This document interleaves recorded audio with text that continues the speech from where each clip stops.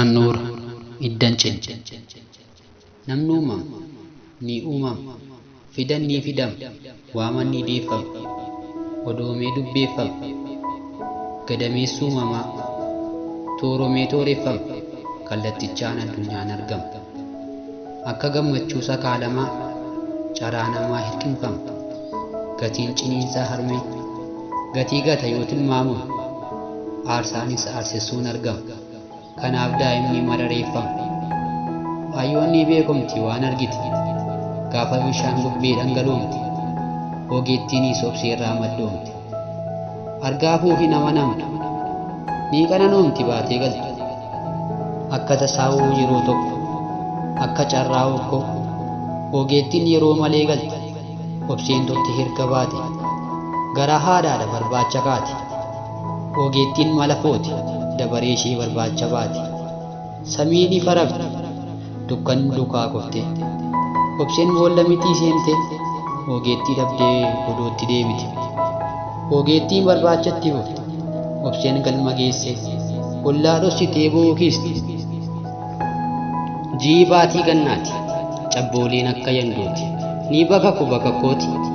Iccitaan mul'ata borooti, ogeettiin galuufu, roobni rooban quufu. Obseen akka gaafa miitu, ciniinsuu jalqabdi, hin obbaafattu, ni dadhabdi.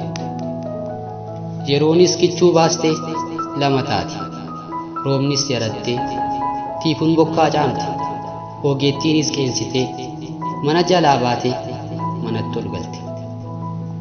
Obseen misiraachomuu taate, utuu narraa garas taate, jireenya godaanesi taate. Harmoomuun koo dhossaa suurte, foolii kee boroo fuute, rakkooftee baga korte.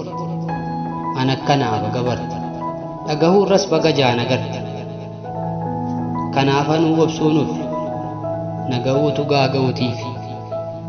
Balbala kana cufi, intiratiin dafi. Irbaata nyaattaa harka dhiqu, ani nyaadhu waan hin dhiqu. Anuun dhiqu watis dhiqu. Komiin callisaa'uu qabu, muufii citiin nafu. Jahaayu fuulleen dhiifamuu kee, akka suuqa gadameessa kee, haagii burqa balloomee. Ossoomuu kee kana naa imoomime. Anuu dhala gorsan mala, wariif sirraa maalan bara, hayyoomuun qooddadde warra. Kallattii miidhagaa'u caqasaa yarmeeku, hubanneessuu ture yaaduun kan koo. Haa toloomu lammuun lammoomin, gabbina koo siin ukkisin. Irbaata nyaannaa harka dhiqu, tole atis dhiqu.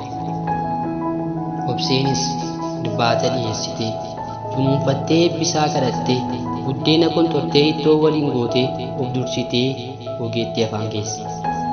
Akka hunka wareegaati waa mara ibsiti, hiree lubbuu sababaati, cimdiin qabdu akka waaqa'uuti. Irbaata nyaatanii, maaddii kaasanii, maaddii booda ka'an. Ogeettiin dinqarri ribaa seente, obseenis hojii xumurtee, rafuuf oobdii siree seente. Ogeettiin durrafte, kokaa kokorruufte. Obseenis dhungoo dhungeessitee, marumaan jala galchattee, hirribatti dhufte. Muuziqaan simbirroolee, loqoda gitaaromtee, bari'uu lafaa labsite. Obseenis dimismisa kaatee, ciree qopheessitee, ogeettii dammassitee. Ogeettiinis kaatee qoqqophooftee, ciree ishii soorattee, baruulee fudhattee, gara barnootaa qaariti. Barnoota barattee, boqonnaaf gabbaattee, ifoommi iftoomuu murtoomte. Turti erga jaalalaan iddamte, iciteessuu gootee, hadhaasoo kooddeellatte. Gara daree fedhichaa deemtee, akka jennoo milkii argatee, irratti lafa dhoofte. Barattoota yoom yaadatte, gadaan qabu erga leeyyoo gatte. Barattootni daree sanaa itti qasa'u akkuma ammaa kana.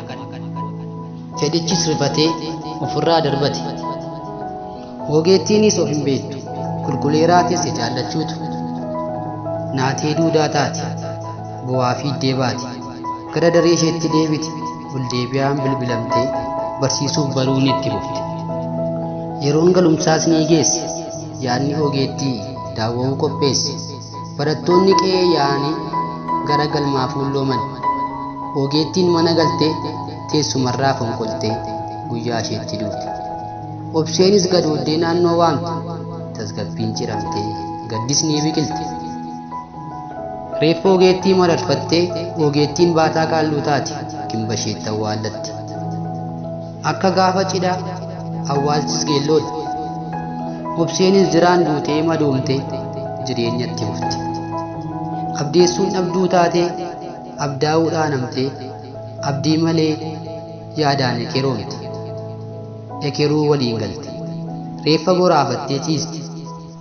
Du'aa du'aaf mallatteessuu fudhannoomte.